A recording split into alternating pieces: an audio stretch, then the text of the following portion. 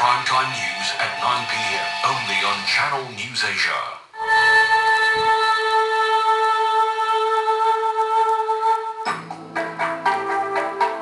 In some ways, there's no running away from it.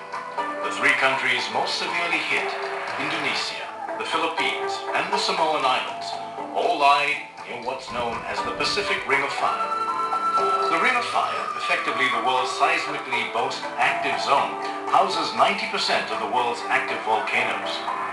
It reaches from Indonesia to the coast of Chile in a 40,000-kilometer arc of seismic violence that unleashes earthquakes and volcanoes around the Pacific Rim almost every day.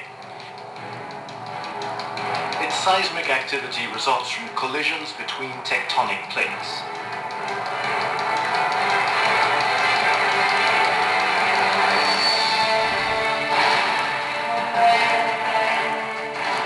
Like these pieces of sandpaper, the plate surfaces are rough. It's the friction between the two rough surfaces that holds the plates tightly together. But sometimes the friction lets up and the plates slip. Then the eruption begins.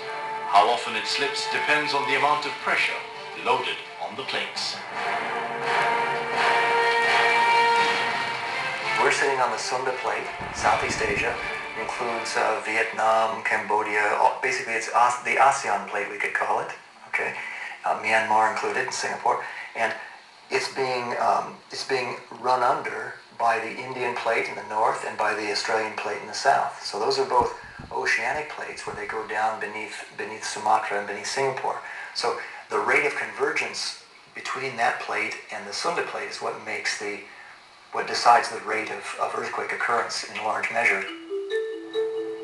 Within the Asia-Pacific, Indonesia is the hottest spot. It has the world's highest concentration of volcanoes, of which 129 are active. Here, some 6,000 earthquakes occur each year, although not all are damaging. In Sumatra, there have been more than 30 magnitude 6 or bigger earthquakes in the last 10 years. There have been 10 magnitude 7 or bigger earthquakes. There have been 0 magnitude 7 earthquakes in California in that same time period. Damage and death from natural disasters have always been somewhat of an Asian affliction. A person living in the Asia-Pacific is 4 times more likely to be affected by natural disasters than someone living in Africa, and 25 times more likely than someone living in Europe or North America.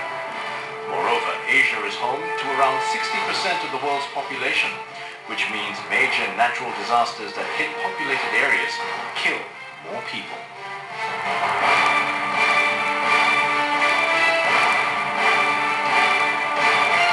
The recent earthquake in Indonesia, the typhoons and floods in India and Indochina all happened in quick succession within the Pacific Rim.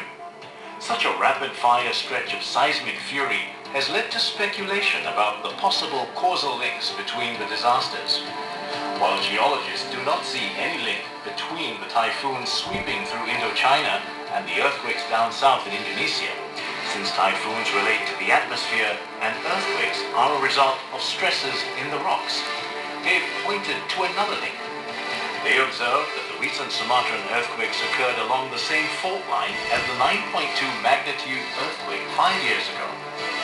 So it may be that the 2004 tsunami weakened fault lines enough to have caused an increase in earthquakes around the world since.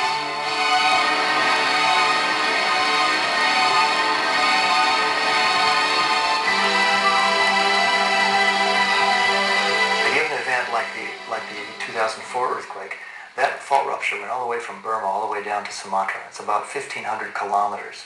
So you can expect that in the following years and decades, there'll be stress propagating out from that as the Earth adjusts to that wound over thousands of kilometers. Some attribute the Sumatran earthquake to the Asian tsunami in 2004. The magnitude and frequency of weather-related disasters have been linked to climate change.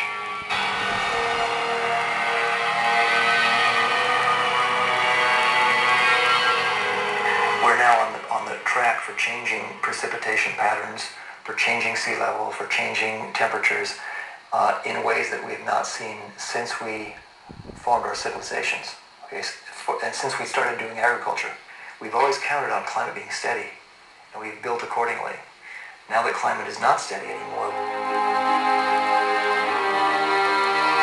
But whatever the reasons for the spate of disasters, whether natural or man-made, what matters most for those on the ground is the here and now.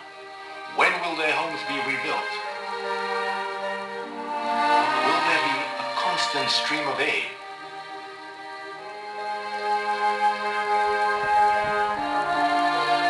For Yufri from Sungai Lima, a village a few hours from Pariaman in western Sumatra, these are more important matters than the geographical explanations for why the earthquake occurred, or the larger issues of whether it was graft or poor building standards that were culpable for their present predicament. 3 hari atau 15 hari ini, kemungkinan memang kehidupan memang dapat makan. Lebih nanti sebulan 2 bulan, apa daya masyarakat? Yufri lost his home in the quake. For now, food from aid agencies is tiding them over, while he and his friends wait for government assistance in the rebuilding of their